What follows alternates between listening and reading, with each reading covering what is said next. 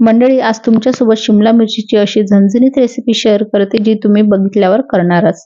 तर सर्वात आधी शिमला मिरची धुवून पुसून घ्यायची आणि गॅसवर भाजून थंडी करायला बाजूला ठेवून द्यायची. एक तवा घ्यायचा, तव्यावर 15 ते 20 हिरव्या मिरच्या, थोडेसे शेंगदाणे लो टू मीडियम फ्लेमवर भाजून घ्यायचे. थोडे मार्क्स येईपर्यंत, असे मार्क्स आले की थोडं तेल घालायचं आणि परत भाजून घ्यायचे. शेवटी यामध्ये 10 ते 12 लसणच्या कळ्या, थोडा कोथिंबीर घालून परत भाजून घ्यायचं आणि हे थंड करून बाजूला ठेवून द्यायचं. शिमला मिरची थंड झाली की त्याचे देठं चाकूने कापून घ्यायचे आणि आतमधल्या बिया पूर्ण काढून घ्यायच्या आणि ही शिमला मिरची थोड्या छोट्या छोट्या तुकड्यामध्ये अशा प्रकारे कापून घ्यायची. कापलेली शिमला मिरची मिक्सरच्या छोट्या भांड्यामध्ये टाकायची.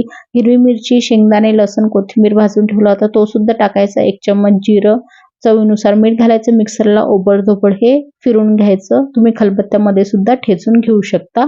आता तव्यावर थोडं तेल घालायचं, त्यामध्ये जिरं घालायचं, एक बारीक चिरलेला कांदा घालायचा. कांदा सोनेरी गोल्डन होईपर्यंत परतला की थोडी हळद, हिंग आणि थोडंसं मिरची पावडर घालायचं. ऑप्शनल आहे, मिरची पावडर नाही घातलं तरी चालेल. नंतर आपण जो ठेचा तयार करून ठेवला होता तो घालायचा आणि 1 ते 2 मिनिटं छान मिक्स करून परतून घ्यायचं. थोडीशी साखर आणि लिंबूचा रस पिळायचा, बारीक चिरलेला कोथिंबीर घालायचा आणि झाला हा शिमला मिरचीचा झणझणीत असा ठेचा तयार. भाकर बरोबर एक नंबर लागतो, तर नक्की करून बघा.